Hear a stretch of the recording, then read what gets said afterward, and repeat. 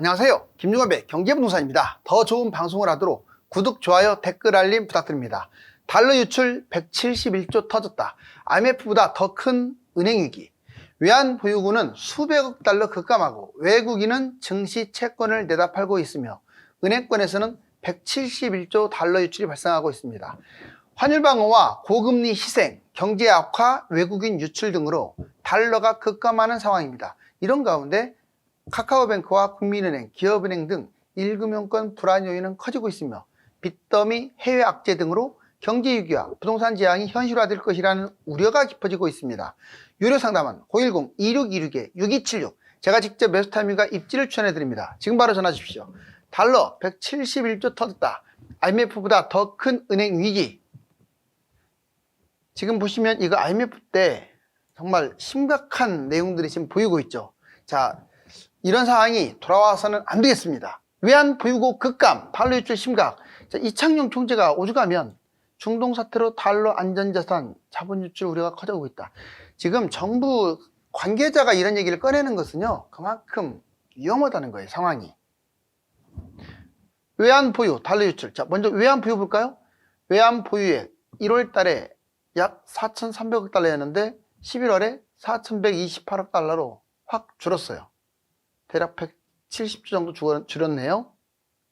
자, 그런데 규모, 표면적 세계 지금 9위예요. 그러면 외환보유고가 많은 거 아니냐? 그런데 우리나라는요, 다른 나라보다 외환보유고가 훨씬 더 많아야 돼요. 경제 규모가 대략 세계 10위권인데 해외 의존도가 워낙 높거든요. 그러면 5위 이내로 확 끌어올려놔야 하는데 이거 지금 계속 외환보유고가 감소. 3년 4개월 만에 최저치 계속 내려가고 있다는 거예요, 지금. 원인 여러 가지가 있습니다. 미국 달러 환산, 이게 달러 가치가 올라가다 보니까 우리나라 돈이 조그라든 것도 있고, 또 수출 부진, 그 다음에 환율 방어하기 위해서 돈을 쓰는 것도 있고, 여러 가지 요인. 달러 유출 볼까요? 자, 지금 오늘은 주가가 아주 폭등을 하고 있습니다. 저번 금일부터 해가지고 계속 지금 치고 가고 있는데 워낙 많이 빠졌죠. 솔직히 우리나라 주가 있죠. 주가는 미국은 거의 신고가 인근이에요. 하물며 아시아의 일본이라든가 대만이라든가 유럽의 대부분 나라들 거의 90% 이상의 나라들이 신고가인데, 자, 선진국 20개국 중에서 우리나라가 꼴찌입니다. 주식이. 그 까닭은 이 달러 때문에도 있어요. 원화가 너무 후진국 수준보다도 원화가 버티지를 못하는 거예요. 제 말이 맞습니다. 후진국만 또 버티지 못하다 보니까 주가가 못 가는 거예요. 그럼 그런 부분에 대해서 다각도의 경제 대책이 필요하겠죠. 그래서 이 달러 유출은 상당히 심각한 문제예요. 달러가 빠져나가서도 문제지만 원화 가치가 너무 문제가 되니까. 원화 가치가 문제가 되면요, 경제 위기, 금융 위기, 외환 위기에 그냥 노출될 수밖에 없어요.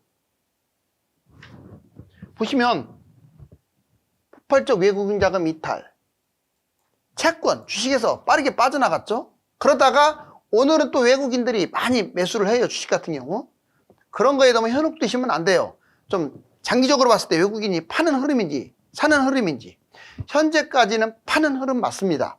국가 경제력 약화, 수출입, 무역 수지, 성장률 이런 것들이 안 좋다 보니까, 경제가 안 좋다 보니까 달러가 빠져나가는 거고, 그 다음에 원화 후진국이라고 할 수 있는 개발도상국들, 태국, 인도, 필리핀보다도 원화가 버티지를 못하고 있는 거예요. 불안 요인, 자, 미국 금리 인상, 한미 경제동맹, 정부 대체 비입. 좀 군사 동맹만 할 게 아니라 이 경제 동맹에서도요, 이런 부분들에 대해서 얼마든지 우리나라가 국제적 영향력이 있으니까 좀 미국하고 바짝 했으면 좋겠어요. 너무 피해가 큽니다. 이 달러로 인한 피해가 너무나 커요. 정말 후진국 수준이에요, 후진국 수준. 이거는 국가적으로도 피해지만 기업도 피해보는 거고요. 개인들도 피해보는 거고. 불안 요인, 미국 금리 인상, 한미 경제동맹, 정부 대체 미흡, 유가, 물가가 지금 불안하다 보니까 당연히 물가 반등하고 유가가 급등하면 또 달러는 또 급등하게 됩니다.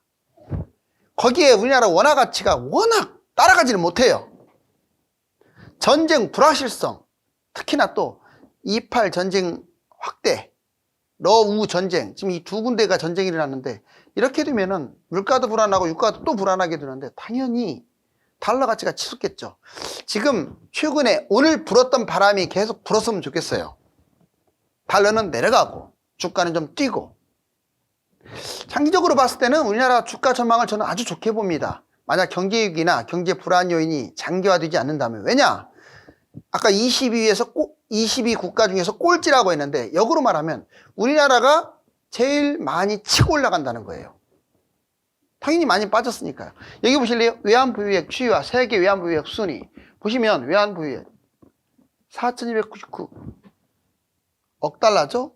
이게 쭉 내려와서 지금 4,128억 달러. 지금 그냥 사선으로 내려가고 있습니다. 세계 외환보유고 순위는 지금 현재 8위로 나와 있는데 9위입니다. 인도가 위로 올라갔고. 자, 지금 아까도 말씀드렸지만 단순하게 뭐 4천억 달러나 있네 이게 아니에요. IMF 때하고 달라요. 우리가 그때는 국제적 영향력이 없었지만 지금은 영향력이 막강한 데다가 경제 규모가 커졌어요. 그렇기 때문에 특히 우리나라처럼 해외 의존도가 내수보다 해외 의존도가 높은 나라들은 지금보다는 2배 이상의 외환보유고를 쌓아야 정상인데 그건 둘째치고 지금 계속 쭈그러들고 있으니 자 여기 달러 위기 원인 6가지로 한번 정리를 해볼게요. 왜 그렇다면 달러가 이렇게 가치가 계속 올라가고 있고 우리나라 돈은 힘을 발휘하지 못하느냐. 환율 방어 문제도 있어요. 2년간 1천억이나 낭비했습니다. 환율을 방어하느라고. 더 큰 것은 미국 고금리의 희생양이에요. 대충 171조 이상 손실을 봤을 것으로 보입니다. 어마무시한 손실이죠. 외환보유고 급감 1년간 210억이나 감소해버렸어요. 그 다음에 세계 경제 악화, 성장률, 수입 물가 이런 부분들이 악화되고 우리나라가 워낙 경제가 지금 만신창이다 보니까 원화 가치는 더 뚝뚝 떨어지고 달러는 올라가는 거예요. 자, 외국 자본 유출. 당연히 외국인들은 계속 팔아제끼죠. 주식이라든가 채권 등등. 부채 급증. 이 부분도 있어요. 가계부채가 지금 40%만 빚을 상환할 정도라고 하면 지금 상당히 심각한 거거든요. 오죽하면 이번에 외환위기 터지면 예전에 IMF 때보다 10배는 클 것이다라고 지금 정부 관계자가 그런 말을 하겠어요. IMF 외환위기, 미국발 경제위기, 달러와 최근 달러 추이를 한번 근거자료로 봅시다. 자, 예전에 IMF 때 97년에 여기 보세요. 2,000을 넘어갔어요. 세상에. 보이죠? 이게 1200선인데 이렇게 올라왔어요.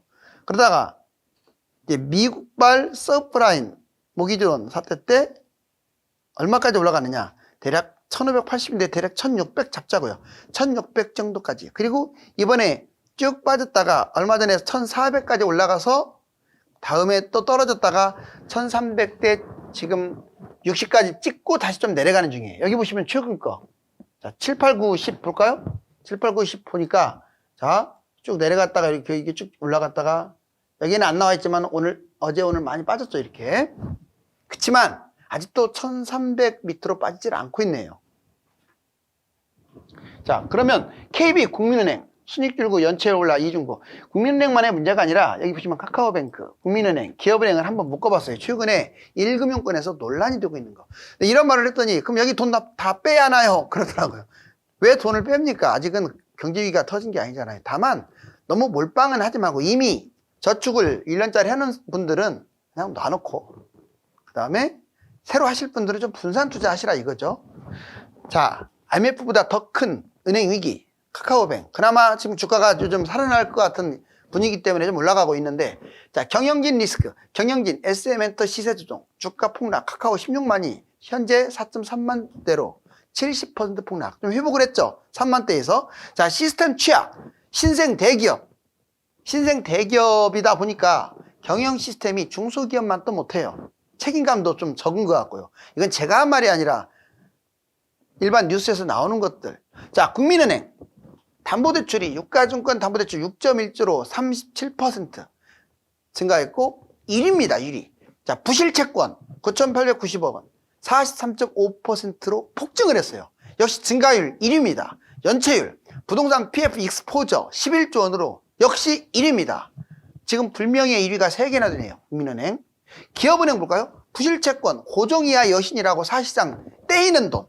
자, 정상적이지 않는 떼이는 돈이 무려 1금융권임에도 불구하고 1%가 넘어갔어요. 보통 0.25밖에 안 되거든요. 1금융권들이. 그러다 보니까 자, 상매각을 합니다. 77% 상매각을 하고 있어요. 거기서 돈을 융통하려고. 중소기업 파산. 왜 기업은행이 더 힘드냐면 자, 이 국책은행이잖아요. 중소기업 파산, 열악한 중소기업, 소상공인. 바로 여기에 돈이 다 몰빵되다 보니까 상대적으로 연체율이 높은 거예요. 여기 보세요. 연체율이 은행 중에서 최대. 이자 상환, 유예 잔액이 무려 1.1조입니다. 5대 은행, 그렇다면 대출 추이와 잔액 추이 볼까요? 자, 주택담보대출이 1.7조에서 좀 올라가다가 좀 요즘 내려오고는 있는데, 자, 가계대출. 가계대출은 전반적으로 올라가고 있어요. 담보대출은 줄어들고 있는데.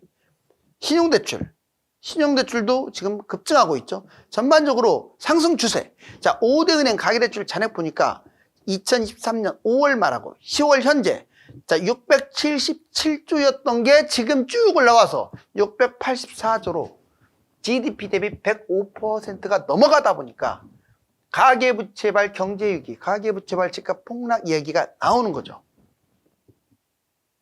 자, 그렇다면 이제 경제위기 카운트다운, IMF급 몇십 배 위기다.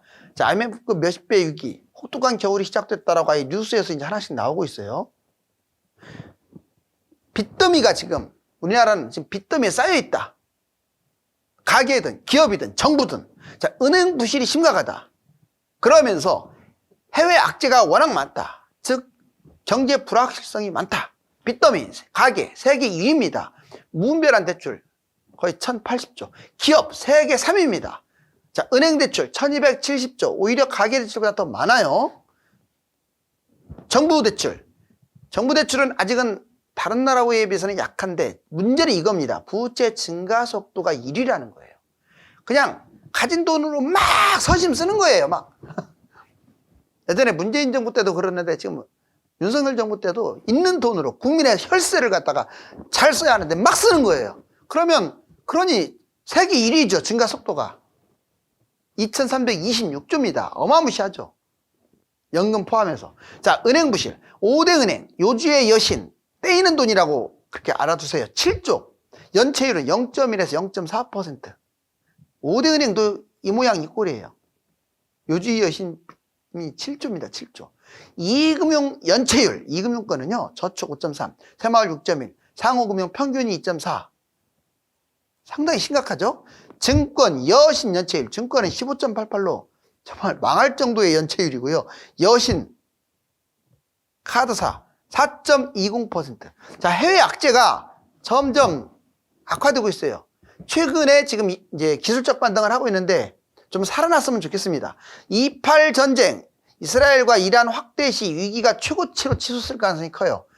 이제 완전히 팔레스타인을 장악을 해서 전적으로 포위를 하고 이제 본격적 지상전에 지금 돌입한다라고 하죠.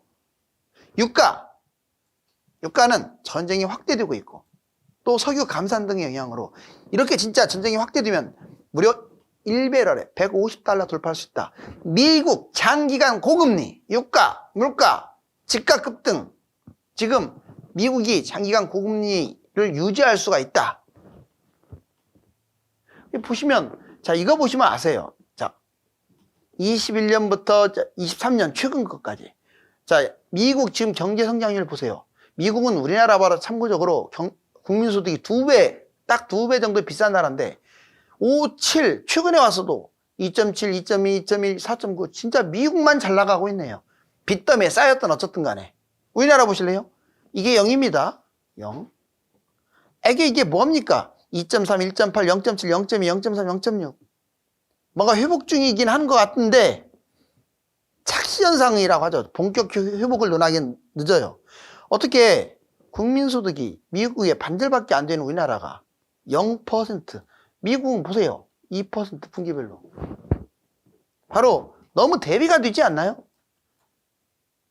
그 다음에 가계 신용 대출, 기업 신용 대출 한번 보시면 기업 보세요. 자, 예전에 이거 97년 IMF 때도 100 좀 넘었었어요. 근데 기업 대출이 지금 130까지 갔어요. 엄청나죠? 그리고 가계 대출도 100이 넘어갔다고 제가 얘기 드렸잖아요. 자, 투자자별 순매수 실적 이러다 보니 지금 경제가 이렇게 만신창이다 보니 제가 외국인이라도 팔아버리겠어요, 주식을. 여기 보세요. 개인만 미친 듯이 사재 끼고 있고, 기관 팔고, 외국인은 뭐 압도적으로 많이 팔고 있죠. 거의 한 달 내내 지금 순매도, 최근 3일 동안 이제 순매수하고 있는 것 같은데 한번 지켜봐야겠습니다. 아파트 대지양, 집값 영향 요소, 고금리, 위험 징조. 저는 우리나라 주가가 만약에 경제 위기가 터지지 않고 고금리가 정상적이라면 내년 상반기 때 이제 신흥국부터 시작을 해서 기준금리 인하가 본격화될 거거든요. 정상적으로 그렇게 간다면 우리나라 주가가 제일 많이 뛸 거예요. 꼭 잊지 마세요. 경제 위기만 터지지 않고 불안 요소가 장기화되지 않는다면 우리나라가 지금 제일 저평가라고 했잖아요. 아마 3,000 찍는 것도 시간 문제입니다. 3,300. 그런데 이제 경제 위기가 터진다면 역시 모든 나라가 다 붕괴되겠죠. 그걸 꼭 기억하세요. 자, 이제 가계부채 위기 시 IMF 몇십 배 위력이라고 아예 지금 계속 뉴스에서 떠들고 있습니다. 집값 영향. 아파트 대지양 볼까요? 집값 영향. 어떤 것이 집값에 영향을 주고 있느냐. 자, 금리. 물가라든가 유가라든가 전쟁 등의 영향으로 지금 금리가 고금리를 유지하고 있어요. 대출도 규제하고 있죠, 정부가.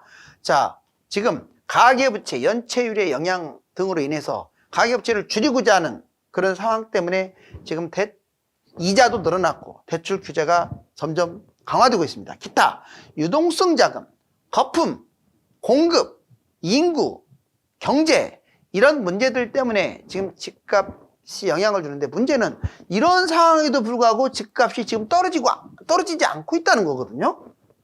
그렇다고 뭐 폭등을 한다는 것도 아니에요. 지금 거기 0에서 약간 위에서 질질질질 가고 있어요.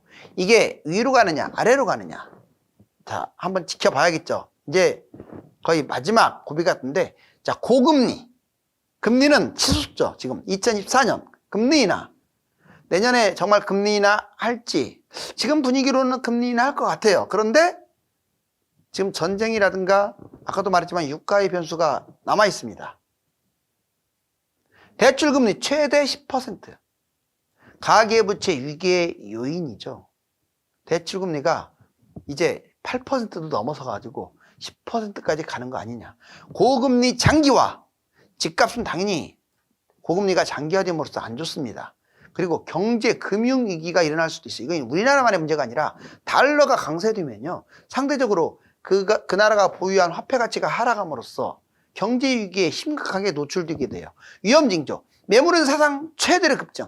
경제 위험 요인 반영 중이죠. 거래 급감, 매수자, 금융 불안 위협. 그래서 관망 모드. 경제 불안, 주가 폭락, 환율 급등, 자본 유출. 지금 이러한 위험 징조가 있다. 자, 그러면 한번 볼까요? 정말로 매물이 늘어나는지.